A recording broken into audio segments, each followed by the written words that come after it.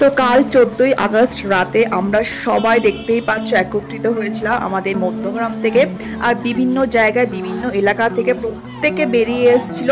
আর এতেই বোঝা যাচ্ছিল মানুষের মধ্যে কতটা ইউনিটি আছে, কতটা স্ট্রেংথ আছে। মানুষ চাইলে কিন্তু সব কিছু করতে পারে। তো আজকে এই সাপোর্টটা দেখে আমাদের মনে অনেক সাহস জন্মেছে, স্পেশালি মেয়েদের মনে, যে না, সত্যি কিছু হওয়া সম্ভব আছে এখনো অবধি। যদি আমরা সবাই একসাথে একত্রিত হয়ে এভাবে মিলিত হই তাহলে নিশ্চয়ই কিছু হবে, বিচার আমরা পাবোই। কোথাও না কোথাও এই আশাটা রয়েছে।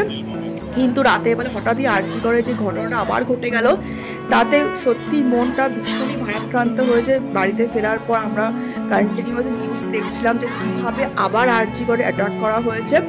আর সবথেকে বড়, মানুষ এতটা কিছু কিছু ক্ষেত্রে মানুষ এতটা নিষ্ঠুর, এতটা পাষাণ হয়ে গেছে, আমরা জাস্ট ভাবতেও পারি না যে এই যুগে দাঁড়িয়েও এইরকম পরিস্থিতি। আজকে আরজি কর তো কোনো ঘুরতে যাওয়ার জায়গা নয়, এটা হসপিটাল। আর সেখানে বহু মানুষ অসুস্থ, বহু পরিবারের মানুষ অসুস্থ, যেখানে তারা ভর্তি রয়েছে, তারা কতটা ইনসিকিওর ফিল করছে। আজকে এটা হসপিটালের সামনে যে এরকম একটা প্রবলেম ক্রিয়েট করা হয়, মানে সেখানে কতটা লজ্জাজনক একটা ব্যাপার। সেখানে আমাদের সরকার, আমাদের এখানে পরিবেশ তাকে বাধা দিতে পারছে না, পুলিশও সেটাকে কন্ট্রোল করতে পারছে না।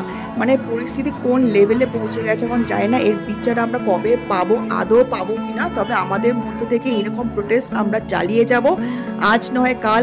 আশা করি এর বিচার আমরা পাবো। আমরা সবাই একসাথে যদি মিলিত হই তাহলে কারোর ক্ষমতা নেই আমাদেরকে পিছন হাঁটানোর। তোমরা সবাই এভাবে পাশে থেকেও, এভাবে ইউনিটি বজায় রেখো, যাতে আমরা সত্যিকারের জাস্টিস পাই। যেই মেয়েটা এতটা কষ্ট করে আজকে তার জীবন দিয়েছে প্রত্যেকটা মানুষের জন্য, কারণ সেও কোনো না কোনোভাবে এর প্রোটেস্ট করেছিল, তার জন্যই আজকে তার এই পরিণতি হয়েছে। তো তোমরা সবাই এইভাবেই পাশে থেকো। আমরা সব সময় একসাথে থাকতে চাই যাতে এর বিচার আমরা পাই, আর ভবিষ্যতে এই ধরনের নোংরা ঘটনা যাতে না হয়। নেক্সট জেনারেশন যেন সুন্দর ওয়েস্ট বেঙ্গলকে পায়, সুন্দর ভারতকে পায়, যাতে তারা ফ্রিলি উঠতে পারে, ফ্রিলি তাদের জীবনযাপন করতে পারে, সেই স্বাধীনতাটা যেন তারা পায়। আজকে স্বাধীনতা দিবসে জানি না সত্যি আমরা স্বাধীনতা পেয়েছি কিনা, সেই স্বাধীনতা এখন আর সত্যি নেই মেয়েদের জন্য স্পেশালি। আজকে একটা ছেলে কিন্তু তার নিজস্ব পোশাকে বেরোতে পারে, কিন্তু মেয়েরা কিন্তু পারে না। তো তাই আশা রাখবো সত্যিকারের স্বাধীনতা যেদিনকেই আসবে সেদিনকে আমরা আবার এইভাবে বেরোবো আর চিৎকার করে বলবো সত্যিকারের happy independence day to all female, যারা এতদিন ধরে প্রোটেস্ট করে চলেছে, যাদের জীবন এইভাবে চলে গেছে, তাদের জন্য স্পেশালি আমরা উৎসর্গ করব। আর সত্যিকারের স্বাধীনতা দিবস আমরা পালন করব। আজকের দিনে বহু মানুষ শহীদ হয়েছিল, তার সেলিব্রেশন আমরা প্রত্যেক বছর করে থাকি।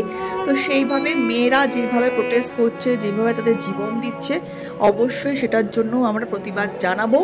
তাই সবাইকে অনুরোধ রইল, সবাই পাশে থাকবেন, একসাথে থাকবেন, আর এই যুদ্ধে আমাদেরকে জয়লাভ করতেই হবে। Thank you so much.